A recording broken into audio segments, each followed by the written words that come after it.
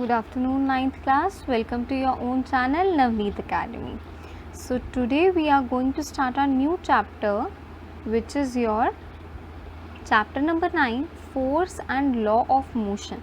We know हमने in the previous chapter 8 chapter में पढ़ा है कि हम मोशन किससे कहते हैं. मोशन क्या होता है? जब एक ऑब्जेक्ट जो है वो अपना ओरिजिनल पॉइंट छोड़ के वन प्लेस टू अनदर जाता है. नाउ ये मोशन के लॉस क्या होते हैं एंड ये फोर्स क्या है. प्रीवियस क्लासेस में आप लोग पढ़ चुके हैं in your class 8th and even 7th also कि व्हाट इज़ फोर्स. कोई भी एक्शन जो कि पुल और पुश का है, यानी आप किसी भी चीज़ को पुल या पुश करते हो तो दैट इज़ योर फोर्स. यानी उस फोर्स की वजह से, उस ताकत की वजह से जब वो ऑब्जेक्ट जो है वो अपनी स्टेट ऑफ मोशन को चेंज करता है, हिलता है, स्टॉप होता है, तो उसको आप फोर्स कहते हो कि नहीं. आप बॉल को किक करते हो यानी उस पर फोर्स अप्लाई करते हो जिसकी वजह से वो हिलती है. डोर ओपन करना है, फोर्स अप्लाई करना है. डोर क्लोज करना है, फोर्स अप्लाई करना है. लिखना है, कोई राइट करना है कोई चीज़, फोर्स अप्लाई करते हो. एवरीथिंग जो आप अपनी डे टू डे लाइफ में करते हो कहीं ना कहीं वो फोर्स से रिलेटेड है. मम्मा रोटी बनाती है, फोर्स लगाती है तो उस राउंड बॉल को चपाती में कन्वर्ट करती है, एक फ्लैट डो में कन्वर्ट करती है ना. सेम एज जब मम्मा आटा गूंथती है तो उस पाउडर्ड फॉर्म को पानी के साथ मिक्स कर कर एक डो में कन्वर्ट करती है, फोर्स अप्लाई करती है. Get it. नाउ हमारी डेली लाइफ के ऐसे बहुत सारे एग्जाम्पल्स हैं जिनसे आप फोर्स को कनेक्ट कर सकते हो. अब होता क्या है जब फोर्स अप्लाई होती है तो क्या क्या चेंजेस आते हैं. सो फर्स्ट चेंजेस, आप किसी भी मूविंग ऑब्जेक्ट को रेस्ट पे ला सकते हो, यानी बेसिकली स्टॉप कर सकते हो फोर्स अप्लाई करके. कि एक बॉल मूव कर रही है, with the help of your leg, with the help of your hand, उस फोर्स को अप्लाई करके आपने क्या किया, उस ऑब्जेक्ट को स्टॉप कर दिया. As simple as that. कोई भी ऑब्जेक्ट अगर रेस्ट पे है, स्टॉप है, आप उसको मूव कर सकते हो. जैसे अभी मैंने बॉल का एग्जाम्पल दिया, किक किया, मूव हो गया ऑब्जेक्ट, बस ख़त्म. थर्ड, और क्या इफ़ेक्ट होता है फोर्स का. अगर मैंने फोर्स अप्लाई किया, जैसे अभी मैंने आटे का एग्जाम्पल दिया, आटे का जो डो बना दिया था मम्मा ने, तो दैट मीन्स उसकी शेप में चेंज आ गया. आया कि नहीं. सेम एज अगर आप एक बॉल ले लो, ठीक है, या एक मॉडलिंग क्ले ले लो, तो जब आप उसके ऊपर फोर्स अप्लाई करते हो तो क्या होता है, उसका साइज़ एंड शेप दोनों में चेंज आता है कि नहीं. येस. सो आप किसी भी सब्सटेंस पे, किसी भी मटेरियल पे फोर्स अप्लाई करके उसकी स्पीड भी चेंज कर सकते हो. जैसे आप कार्स वगैरह में करते हो, या स्कूटीज़ और बाइक ऑल, है ना. डायरेक्शन चेंज कर सकते हो फोर्स अप्लाई करके. कैसे? फर्स्ट मेरी कार जो है वो स्ट्रेट डायरेक्शन में, स्ट्रेट मोशन में मूव कर रही थी. After that I want to take left, ठीक है. अब फोर्स अप्लाई करने के बाद भाई मैं लेफ़्ट डायरेक्शन में चेंज हो गई, नथिंग एल्स. या बॉल एक रोल कर रही है, आपने बिल्कुल स्ट्रेट पाथ पे उसको रोल किया, बट अब क्या करना है आपको, बॉल को लेफ़्ट हैंड साइड में थोड़ा आगे की तरफ लेकर जाना है. But you will do, kick कर दोगे उसे लेफ्ट हैंड साइड की तरफ, नथिंग एल्स. बस आप फोर्स लगाओगे और डायरेक्शन विल चेंज, साथ ही साथ योर स्पीड विल चेंज. हो गया, समझ में आ गया. ये सारी चेंजेस जो इफ़ेक्ट हैं हमारे जब हम किसी भी चीज़ पे फोर्स अप्लाई करते हैं. अप्लाई तो कर दिया. अब फोर्सेस के भी बेटा दो टाइप्स होते हैं. First is your, wait a second, yes. So the first is your balanced force and another is your unbalanced force. Now what balanced and unbalanced force are? Balanced forces जहाँ पर force from both the sides are equal. कैसे? Suppose I have a box, okay, me and my friend, यहाँ पे मैं खड़ी हूँ, here is my friend, दोनों इस बॉक्स को हिलाना चाहते हैं.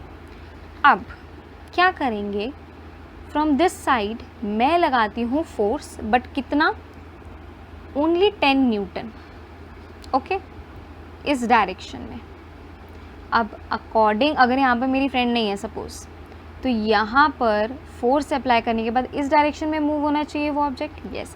बट अब यहाँ पर मेरी फ्रेंड भी क्या करती है, इस ऑपोजिट डायरेक्शन में सेम फोर्स लगाती है जितना मैंने लगाया, विच इज़ 10 न्यूटन। नाउ मेरा और मेरी फ्रेंड का दोनों का फोर्स सेम है, 10 newton 10 newton. So the net force is 0, 10 minus 10 that is your 0। कोई एक्स्ट्रा फोर्स नहीं लगा है इसके ऊपर। That means what? Box move होगा? No, the box will not move. Why so? यहाँ का फोर्स भी और यहाँ का फोर्स भी इक्वल है, चाहे फोर्स ऑपोजिट डायरेक्शन में है, बट या it is equal. Get it? So that is balanced force, जहाँ पर ऑपोजिट डायरेक्शन से अगर फोर्स आ भी रहा है सो दैट इज़ इक्वल, यानी तुम्हारा नेट बैलेंस जब ज़ीरो होता है सो बैलेंस्ड फोर्स होता है वो। Now talking about the unbalanced force, same case लेती हूँ मैं। इस केस में मैं 18 न्यूटन का फोर्स लगा रही हूँ and my friend is applying force of only 10 Newton. What will happen? किसका फोर्स ज़्यादा है? मेरा फोर्स ज़्यादा है। तो किस तरफ मूव करेगा वो object? Tell me. Yes, right side move करेगा वो। ठीक है, क्यों? इस केस में नेट बैलेंस कितना हुआ? नेट बैलेंस कितना हुआ जल्दी बताओ? Yes, 18 minus 10 which is 8 Newton. इस केस को आप अनबैलेंस्ड फोर्स कहोगे, जिसके अंदर नेट बैलेंस तुम्हारा 0 नहीं होगा। इस केस में एक साइड ज़्यादा फोर्स होगा और दूसरी साइड कम फोर्स होगा, तभी वो ऑब्जेक्ट रेस्ट से मोशन पे आएगा। Get it? सो जिस केस में वो ऑब्जेक्ट रेस्ट का रेस्ट पर ही रहेगा, कोई फोर्स एक्सटर्नल अप्लाई नहीं होगा, because the net balance is 0। That is your balanced force. Another जिसके अंदर होगा उसके अंदर तुम्हारा अनबैलेंस्ड फोर्स का केस है।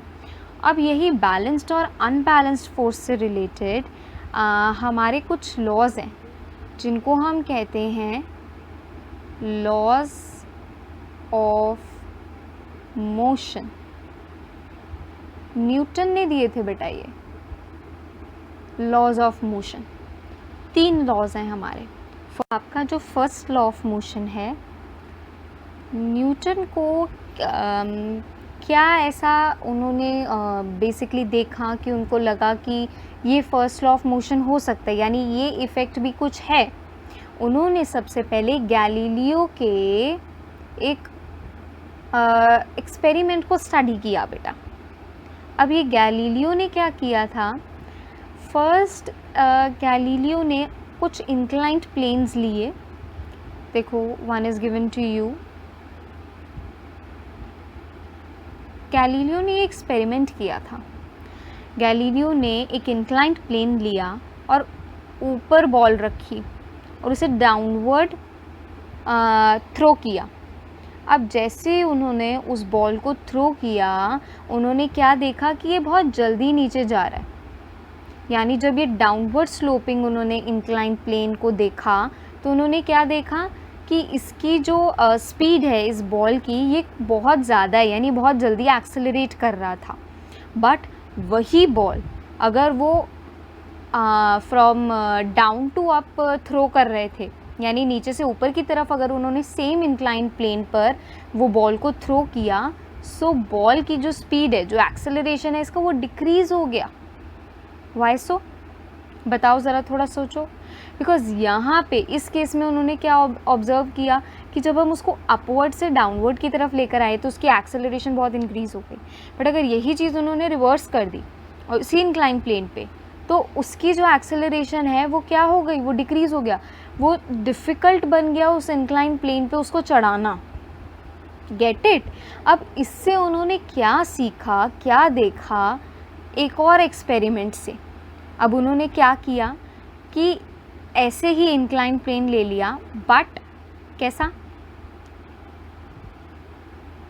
ये इंक्लाइन प्लेन ऐसे था, आफ्टर दैट ये बिल्कुल हॉरिजॉन्टल हो गया और अब उन्होंने सेम प्रोसेस किया, बॉल को from upward to downward throw किया।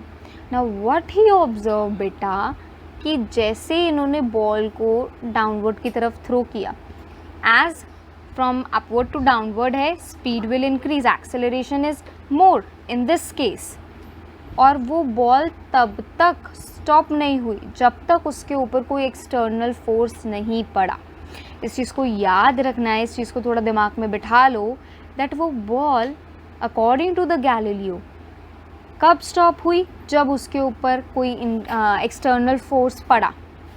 ठीक है, सेम चीज़ उन्होंने अब डाउनवर्ड टू अपवर्ड में देखी, यानी इंक्लाइंड प्लेन। अब पहले उन्होंने अपवर्ड टू डाउनवर्ड बॉल को थ्रो किया था, अब उन्होंने डाउनवर्ड टू अपवर्ड थ्रो करने की कोशिश की। अब सेम इस केस में भी क्या हुआ, जब तक कोई एक्सटर्नल फोर्स नहीं लगा वो ऑब्जेक्ट यानी वो बॉल, अभी मैंने इसको टच नहीं किया, इसको गैलीलियो ने टच नहीं किया था, तो ये रेस्ट की रेस्ट पर ही थी, बॉल मूव नहीं कर रही थी। बट आफ्टर दैट जब उन्होंने फोर्स अप्लाई किया, start moving, now continuously move किया अपवर्ड तक, बट वापस नीचे आ गई, अगेन अबव, देन वापस नीचे, एंड ऐसे ऐसे प्रोसेस चलता रहा जब तक इसका एक्सेलरेशन डिक्रीज नहीं हो गया, ज़ीरो पर नहीं आ गया। अब वो ज़ीरो पे कैसे आया, due to friction, because friction, वो फ्रिक्शन एक एक्सटर्नल फोर्स है जिसने इसके ऊपर एक्ट किया।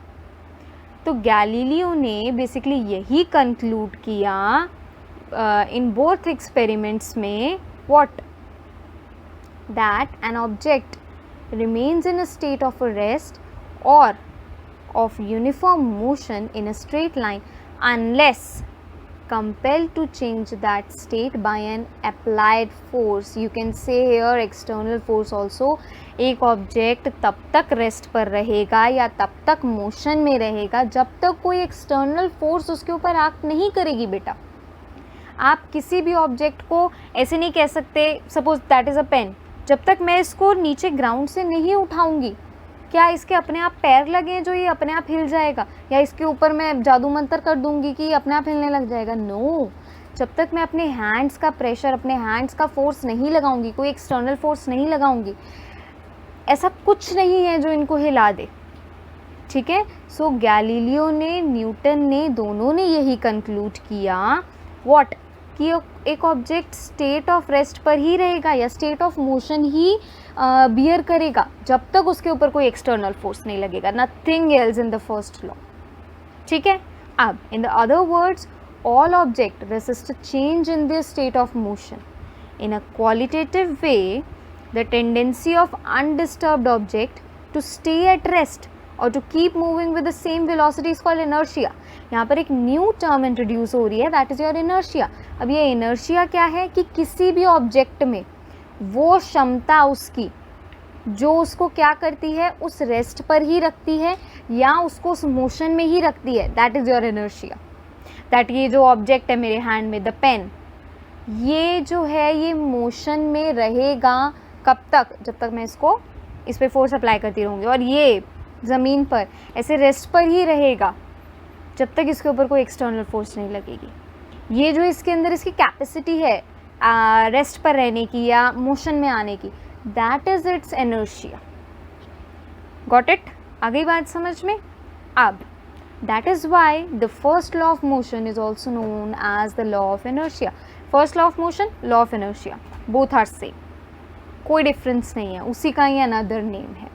अब कुछ एग्जाम्पल्स लेते हैं जिससे आपको फर्स्ट लॉ ऑफ मोशन और ज़्यादा क्लियर हो जाएगा। ठीक है, कम। Okay, so we have this carrom. Now carrom board आप सबने खेला होगा, एंड यू विल सी, जब आप स्ट्राइकर को एक पाइल बना देते हो गीटियों की, और जब इस स्ट्राइकर को आप स्ट्राइक करते हो, ठीक है, तो जो सारा फोर्स पड़ता है that will act on the lower गीटी, सबसे लास्ट की जो होती है ना। अब जब आपने उस स्ट्राइकर को यहाँ पर हिट किया, सबसे नीचे जो होगी वो हिलेगी। इतनी बात समझ आ गई? और एज इट इज़ बाकी जो पाइल होता है वो बिल्कुल नीचे स्टैक हो जाता है। वाई सो? सोचो ज़रा थोड़ा सा। जब आपने इस स्ट्राइकर को हिट किया तो ये कुछ ऐसे थी पाइल पूरा, इसने सबसे लोअर वाली को हिट किया, ठीक है, ये रेस्ट पे थी, बट फोर्स किस पे पड़ा, ओनली ऑन दिस, इसको इसने हिट किया। अब इसकी पहले टेंडेंसी ऑफ इनर्शिया क्या थी, रेस्ट पर रहने की, बट अब इस पर कोई एक्सटर्नल फोर्स जब अप्लाई हुआ, रेस्ट से मोशन में आ गई और ये थोड़ी दूर चली गई, इस तरफ आ गई सपोज, बाकी सारी एज इट इज़ रहेंगी। Why, because they have inertia of rest. उनकी टेंडेंसी ऑफ इनर्शिया क्या कहती है कि नहीं भाई तुम रेस्ट पर ही रहो, तुम पर कोई एक्सटर्नल फोर्स नहीं लगाया है। ठीक है, आगे बात समझ में। सो यहाँ पर इस केस में हमारा first law of motion act करेगा कि कोई ऑब्जेक्ट तब तक रेस्ट पर या तब तक मोशन पे रहेगा जब तक ये एक्सटर्नल फोर्स, इस केस में क्या है, वो स्ट्राइकर का फोर्स अप्लाई नहीं होगा तब तक। Same example first law of motion का तुम्हारा दिस एक्सपेरिमेंट, ये सारे एक्सपेरिमेंट आप लोग घर पे करके भी देख सकते हो, that are very very simple. हमारे पास एक ग्लास है, इस ग्लास के ऊपर मैंने कार्डबोर्ड का पीस रखा, उसके ऊपर एक कॉइन रखा। अब मैंने जब अपनी फिंगर के फोर्स से इस कार्डबोर्ड को हिट किया, यानी मेरा फोर्स किस पे पड़ा, कार्डबोर्ड पे, इसकी टेंडेंसी ऑफ इनर्शिया क्या थी, पहले कार्डबोर्ड की टेंडेंसी ऑफ इनर्शिया क्या कह रही थी कि भाई तुम रेस्ट पे हो, रेस्ट पे रहो, but when I apply force, यानी मैंने उसको जब हिट किया, क्या हुआ, एक्सटर्नल फोर्स लगा with my hands, with my fingers, किस पे लगा, कार्डबोर्ड पे लगा। कौन रेस्ट से मोशन पे जाएगा, कार्डबोर्ड जाएगा। And what about the coin, tendency of inertia क्या कह रही है, भाई तुम रेस्ट पर ही रहो, तुम पर कोई फोर्स नहीं लगाया, एज इट इज़ वो कॉइन नीचे गिर जाएगा। आई बात समझ पे, उस पर कोई एक्सटर्नल फोर्स नहीं लगा है, फोर्स मैंने लगाया कार्डबोर्ड पे, कार्डबोर्ड विल डिस्प्लेस, वो रेस्ट से मोशन पे आएगा, नॉट द कॉइन। हाँ, बट वो कॉइन नीचे क्यों गिरेगा, बिकॉज जिस कार्डबोर्ड के थ्रू वो स्टेबल था, वो कार्डबोर्ड हट गया, तो डेफिनेटली वो नीचे गिर जाएगा।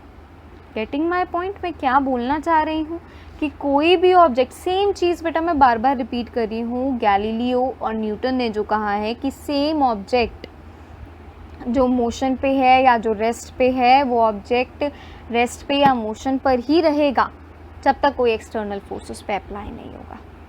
ठीक है, सेम एग्जाम्पल आप लोग ले सकते हो कारपेट का, या जब हम लोग घर में कपड़े सुखाते हैं तो उनको एक बार झड़कते हैं, है ना, या फिर कारपेट पे अगर धूल जम जाती है तो उसको आप ऐसे झड़कते हो, क्यों, वाई सो, आप फोर्स किस पे लगा रहे हो, बताओ ज़रा, कारपेट पे लगा रहे हो। कारपेट तो चलो हो गया, झड़क दिया, वो अपनी प्लेस से थोड़ा सा हिल गया, बट उसके अंदर जो डस्ट पार्टिकल्स हैं या वो जो गीले कपड़े के अंदर वाटर के पार्टिकल्स हैं वो एज इट इज़ रहेंगे। तो यानी जब आपने, वेट अ सेकेंड,